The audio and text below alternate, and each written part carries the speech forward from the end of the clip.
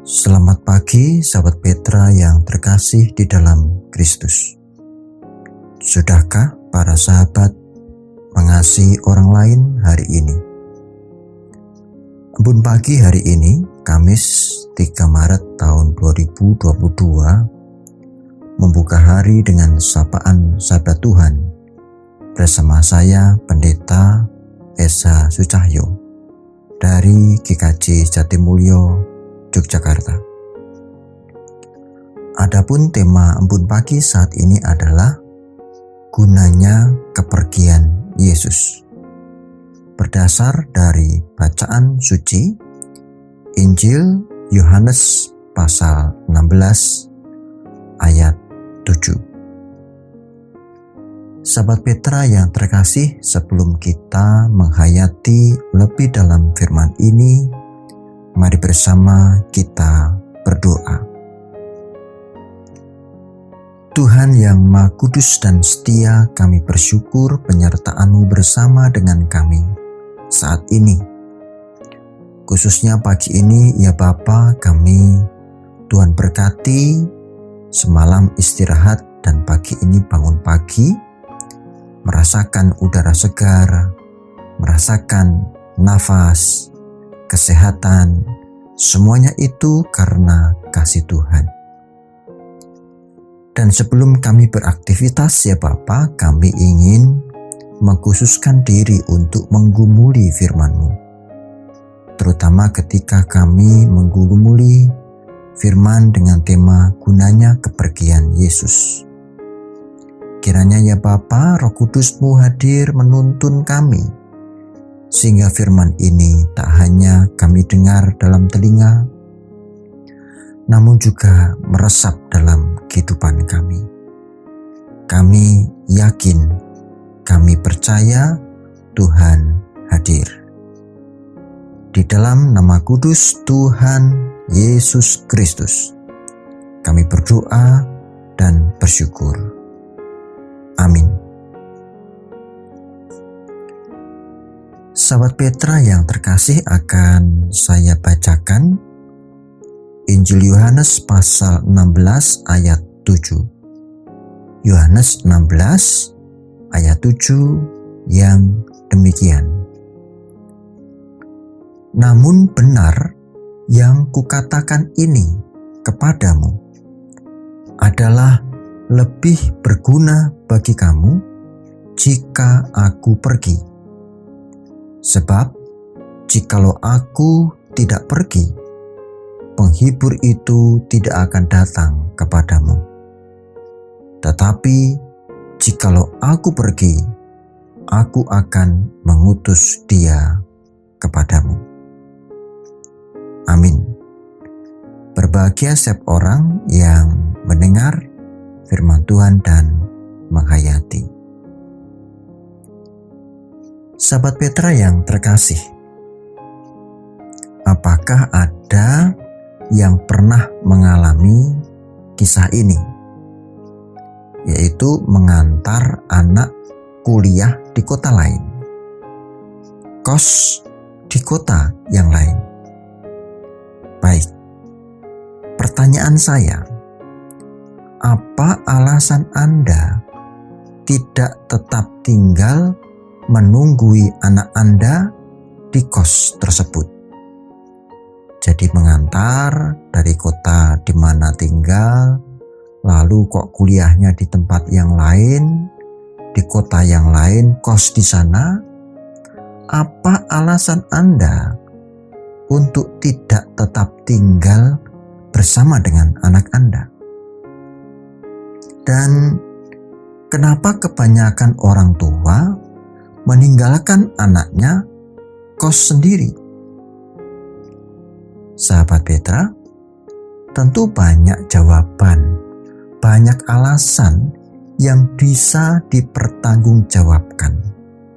Tetapi salah satu alasan adalah agar anak kita mandiri dan semakin dewasa. Benar begitu?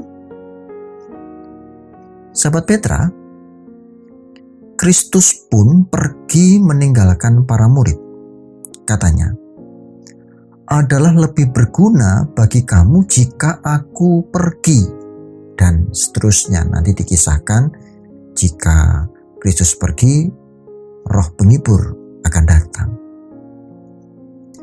Sekilas, sahabatku, pernyataan Kristus merupakan suatu yang janggal. Bagaimana mungkin jika Kristus pergi itu lebih berguna? Bukankah lebih berguna jika Kristus bersama-sama dengan para murid? Tidak ada yang ditakutkan lagi. Masalah-masalah selesai bersama dengan Kristus. Ya, itu bisa saja benar. Tetapi, kapan para murid dewasa? Analogi orang tua meninggalkan anaknya di kos sendiri tampaknya cukup berguna mempermudah kita memahami teks ini. Dari sekian banyak manfaat, salah satunya adalah yang saya sebutkan di depan, kegunaan tentang kemandirian. Mandiri, dewasa. Fakta menyatakan, sahabatku, bahwa setelah Kristus pergi naik ke surga, para rasul lebih mandiri dari sebelumnya, lebih dewasa. Mereka lebih mandiri, lebih dewasa dalam memimpin jemaat. Mereka mampu membuat keputusan-keputusan strategis dan bijaksana dan sesuai dengan kehendak Tuhan. Tentu saja, hal itu tidak bekerja secara otomatis. Mereka tetap dalam pimpinan Kristus, namun dalam bentuk yang lain, yaitu Roh Kudus, Roh Penghibur. Sahabatku, kepergian Kristus mutlak penting bagi datangnya Roh Kudus, yaitu Roh Penghibur. Ketika Kristus tidak lagi bersama secara fisik dengan para murid, tidak ada pilihan lain. Mereka harus mengambil keputusan dan langkah-langkah sendiri. Bayangkan, ketika ada Yesus, tentu yang maju Yesus, murid tetap di belakang Yesus. Akan berbeda ketika Tuhan Yesus pergi, maka murid harus di depan dan mereka harus memutuskan secara dewasa. Artinya, di sini para murid dibiasakan terlepas dari kehadiran jasmaniahnya Kristus, digantikan dengan kehadiran rohaniah Kristus, yaitu Roh Penghibur. Pendampingan Tuhan tak lagi hanya dibatasi dengan tubuh jasmani yang memang terbatas, dan tuntunan Kristus hadir dalam Roh Penghibur yang tidak dibatasi tubuh jasmani. Mungkin ada yang bertanya, tidak bisakah jasmani Yesus ya tetap ada, sekaligus Roh Kudus, Roh Penghibur juga hadir? Ya, tentu saja bisa. Tetapi yang telah diatur adalah kebijaksanaan ilahi bahwa Kristus harus pergi agar Roh Kudus hadir. Kini, tubuh manusia Kristus telah terangkat ke surga. Bukan berarti keterpisahan itu menjadi akhir yang menyedihkan. Justru sebaliknya, kepergian Kristus memberikan dampak sukacita.